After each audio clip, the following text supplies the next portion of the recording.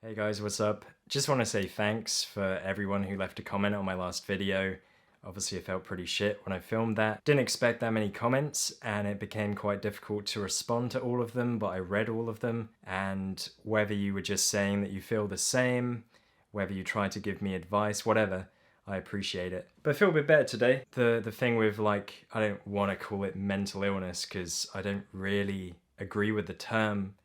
I don't think it's particularly accurate. I know often in this life there's many reasons to be depressed or anxious, that I don't consider myself mentally ill. I consider myself someone who gets overwhelmed by this world and some of the stuff that happens in this world. I realize that I have to have reminders for myself, because you can read all the tips in the world, but when you find yourself in that moment of severe anxiety, everything feels pointless, you feel potentially suicidal, then for me I need something to grasp onto.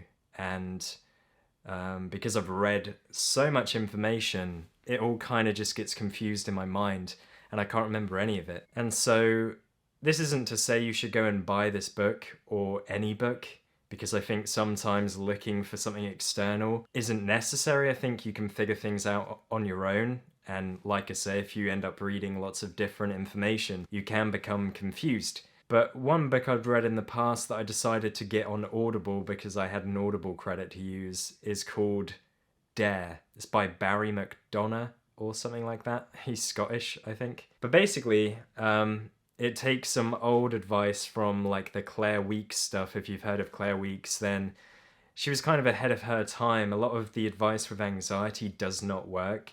A lot of doctors and people who should be qualified to help can't. Often we're told maybe to distract ourselves and to try and just relax. And when you like force yourself to meditate because you think you should feel calmer than you do, you're resisting how you feel. You're kind of running away from your emotions.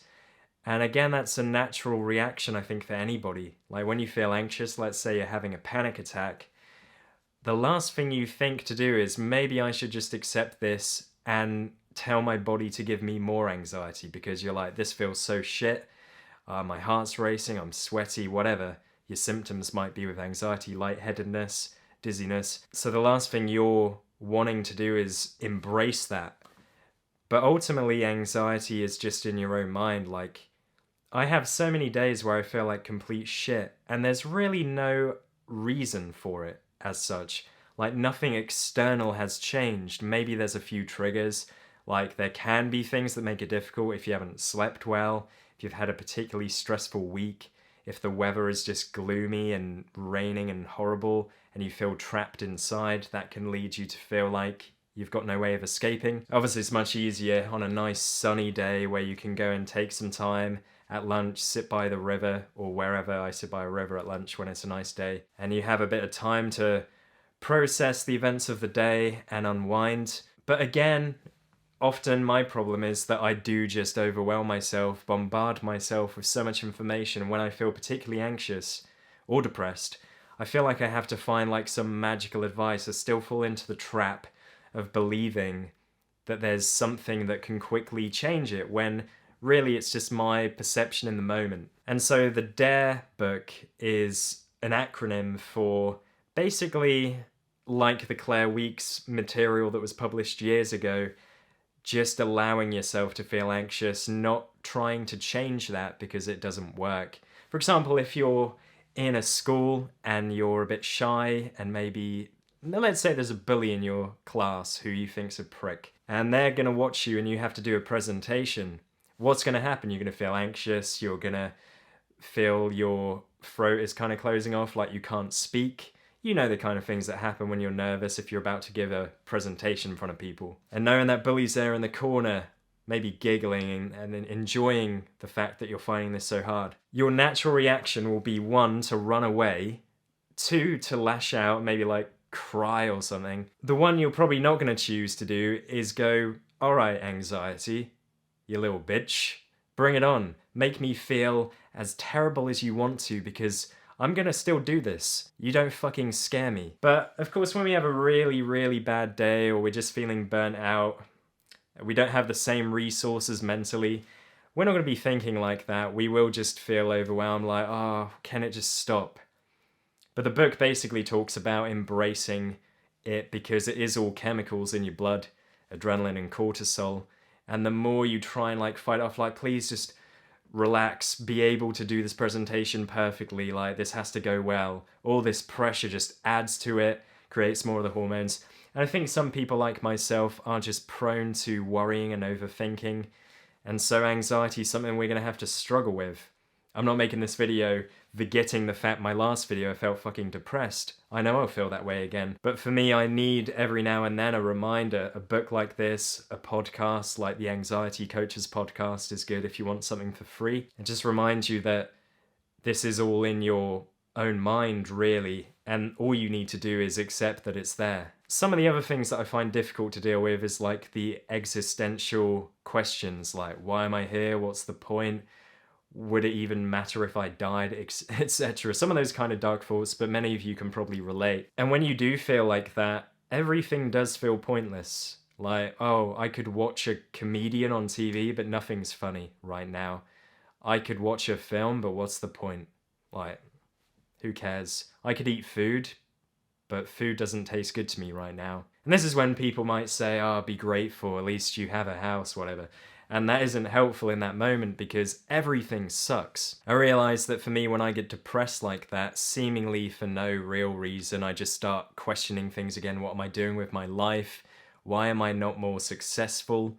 Why do I not have more freedom and excitement? Like, you know, you see stuff on Facebook, people are on holiday, like, oh, they're on holiday again, or they've got all these things going for them, you imagine. You don't see the bad stuff because a lot of people keep it private. I'm more open and vulnerable, and I'm not really that scared. If not, I wouldn't do these videos where I talk about wanting to die sometimes. A lot of people would never talk about that. And I think the irony is that the people that don't talk about those feelings, if they have them, are probably the ones that kill themselves, and people go, but they seemed okay, like, why did they kill themselves? I thought they were fine. Because they didn't express it and they felt too shamed, maybe as a man, to talk about how unhappy they were, because we have this social pressure to act like everything's better than it is. So all I'd say to anyone who, understands what I'm talking about right now is that sometimes when you feel that bad, all you can do is hang on and wait for it to pass, and remember that it will. And it feels like it won't. Everything feels so bad when you're that depressed. I might as well just kill myself. People fucking wouldn't give a shit. My life is pointless. It feels so true. You really believe that. But it isn't true. There's no fact in there at all. And I think that people who are very sensitive and get overwhelmed and get depressed are usually very good, conscientious people who would never hurt anybody, who care too much, if anything, about the events of the world. And I would say to you that your life is valuable just by you existing, by people like you who care and are, authentic and willing to admit that you're depressed and, a mess at times. We need to promote that.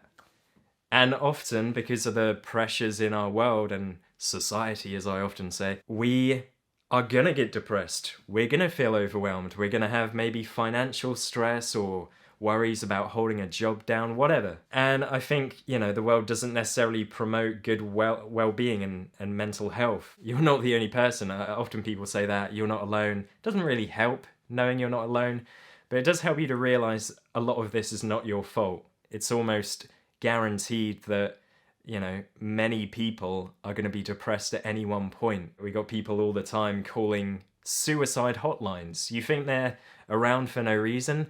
There are so many people who you probably walk past each day who feel so shit. They feel so shit that they have to pick up a phone to a stranger at a suicide hotline in an attempt to rationalize why they shouldn't kill themselves.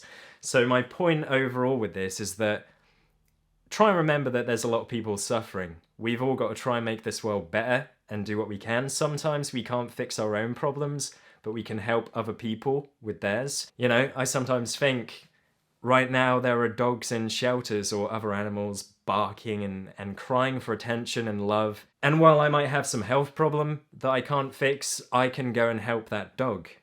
You know, if we all sit around praying for it to get better, focused on our own problems, bit self-absorbed, no one would achieve anything. Like, sometimes you need someone else to pick you up. So remember that everyone is suffering, many people, you know, to different degrees. Try and be kind. If someone's having a bad day and they're, you know, maybe being a bit short-tempered or rude with you, try and think it's not personal. They've got something going on. Everyone's life is a mess. We all try and make ourselves look like we're happy. We try and convince ourselves that it's all good. We go on holiday and we show people, look at all the great views on this amazing resort. But we don't take a selfie when we're depressed, crying, and we feel like shit. I hope that you're well. For those who commented that you're also depressed and you feel like this is pointless, like this whole life, I hope you can find something to hold on to. And yeah, I'll see you in the next video. Final note, whenever you feel bad, you got to question, what have I got to look forward to? And if the answer is nothing, and in some moments you might genuinely feel, even if there are things coming up in your calendar, that there's nothing good, then really focus on, you know, if you're working all the time and you're a bit stressed or very stressed, what is it all for? What's it all for? To feel shit? To buy meaningless crap? Be careful with what you spend your money on and go and explore the world. If you're bored, because sometimes that can make you depressed, think, what can I do that I haven't done before? And there's a fuck ton that you haven't done before. But anyway, that video is long enough, and I appreciate your time. Take care, and I'll see you soon. Goodbye.